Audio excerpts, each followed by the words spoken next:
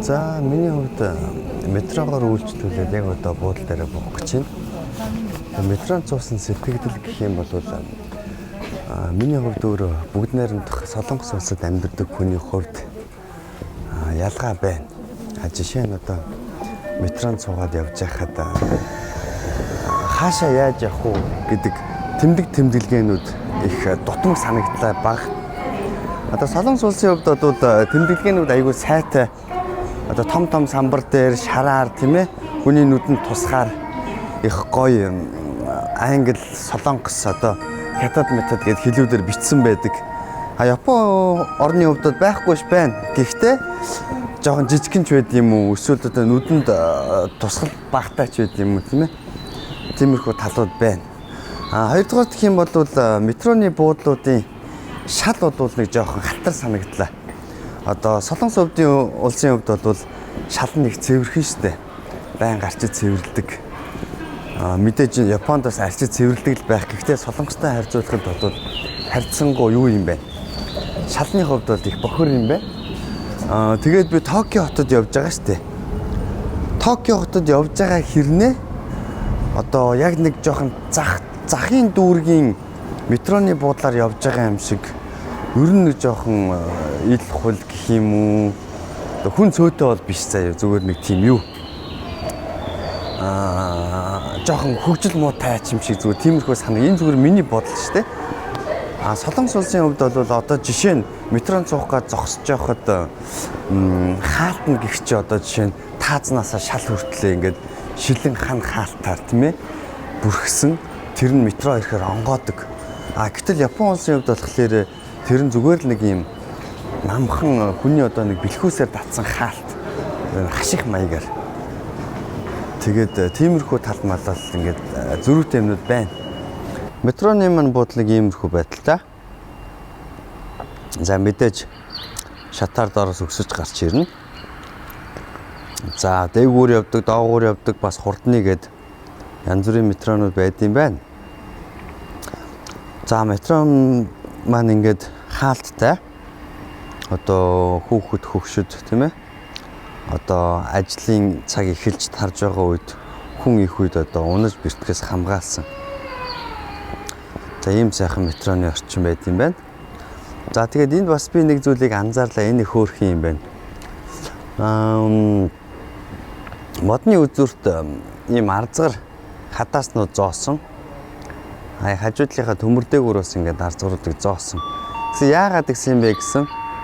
Яг энэ хэсгийн доор зорчигч нар метронд орж гарахад шувуу сууж дээрээс нь баалгахгүй юм шиг байна. Энэ бол зүгээр миний бодол. Гэхдээ баг мөн байх.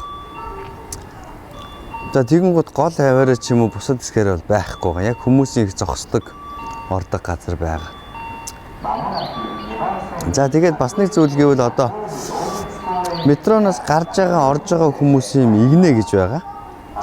Энэ игнэ манаас их сонирхолтой одоо гарч байгаа хүмүүс нэг игнэгээр гараа авлахад орж байгаа хүмүүс одоо чинь 3 игнээ зогссон бол гуруула зэрэг орохгүй эхнийхээ игнээс орно.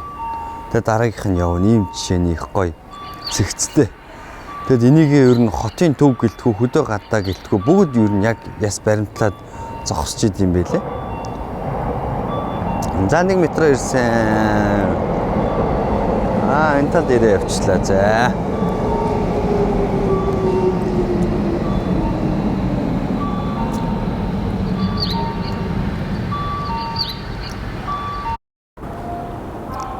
Японы метроны буудлын одоо том буудал нэг иймэрхүү байдаг юм байна.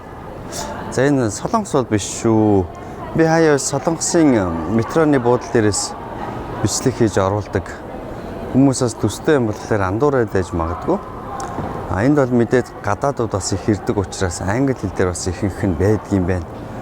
Ер нь анзаарах юм бол Япон үсэгтэй байгаа Японы метроны буудал шүү. За гадаа гараад ирсэн нэлээ нартай байна. Дашрамд хэлэхэд Солонгост ч мөн ялгаагүй ер нь нарны шил зүйдэг хүмүүс их ховор. Гадаа одоо баг 1000 хүн явж байгалаа гэхэд тэр дунд нэг нарны шилтэй хүн олж харах уугүй юу. Гэтэл Япон ч гэсэн их ялгаагүй юм байна. Нарны шил зүүдэггүй. нарны шил зүг явж байгаа намайг бол ер нь айгүй гайхаж байна. Метрон дотор ч гэсэндээ харж энэ одоо хаанхан ямар нөхөр ирж уул нь харахад Аз царайтай юм байх юм. Манай Япон нөхөр бол биш юм шиг байна гэсэн маягтай гайхаж байна л да. Тэгээ ер нь бол их хурц нартай дулаахан өдрөө бол тэгсэн нарны шил бараг зүүдгүй юм нэг сонин. За тэгээ дараагийнхаа газар руу явъя. За хотын гудмаар нь цагаан алхаад явж байна. Ер нь их цэвэрхэн хот юм аа. Одоо Токио дотор л явж лээ л да. Хаасаагүй явсан ер нь гудамж талбайнууд нь ер нь баг хаагаад нэг хоёр ширхэг нэг жижигхэн нэг жихэр бохрын цаас харагдана баг байхгүй юм. Их гоё цэвэрхэн. За тэгээд машин шины хувьд бол их хөөрхөн жижигхэн дөрүүлж маш их унд юм байна. Одоо гудамж талбай нарийтай одоо тэгээд төвлөрсөн шавсан байдаг болохоор тэгдэм үү. Одоо манай монголчуудад пүрүс машин их байдаг шиг энд бол тийм жижигхэн дөрүүлжин машин бол маш их байна. Артлын багажинд хараа хийсэн юм шиг тийм ээ. Дээдл нь урдлыг нь бас тайраа хийсэн юм шиг дөрүүлжин. Их зүгээр юм байна. Бензин их бага гэдэг хэмнэлттэй гэж байна. 600 мотортой, 800 мотортой ер нь хаасаагүй харагдаж байна.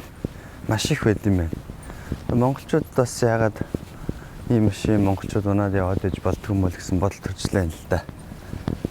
Ийм жижигхэн дөрүүлжин машинууд бол одоо маш их элбэг юм байна. Одоо энэ цаана бол одоо альпаар зогсож байна тийм ээ. Манай монголчууд хамгийн сайн мэддэг. За ингээд зам гарыгээд ингээд зогссон чинь замын цаанаас ингээд хоёр байх жишээ нэ тийм ээ.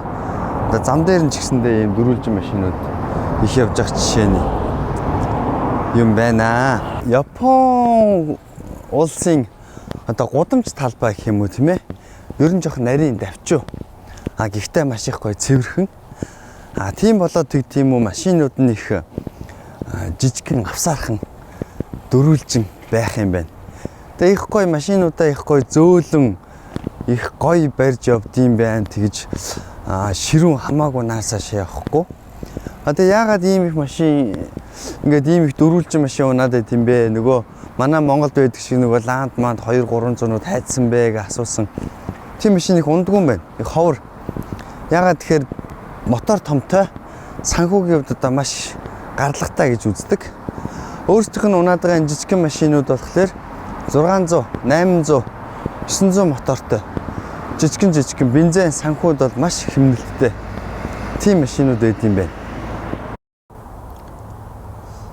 За энэ өдөр миний нөгөө яриад байсан тий зогсоол дээр одоо ийм дөрүүлжин машинууд хаасаагүй байдаг. Тэгээд энийг ер нь маш их унд юм байна. Мотор багтай, бензин маш бага иддэг, хаасаагүй. За түүнээс гадна орой болохоор энэ байрнуудын орцснуудын гэрэл бол ингээд бүгд гаднаа хасдаг юм байна.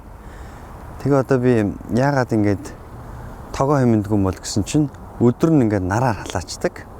Гэхдээ нарны зан энергиэр одоо тогоо хурааж аваад шүн ингээд тогтнол хасаалттай байдаг аюулгүй байдлын үүднээс. Тийм их зүгээр юм байна.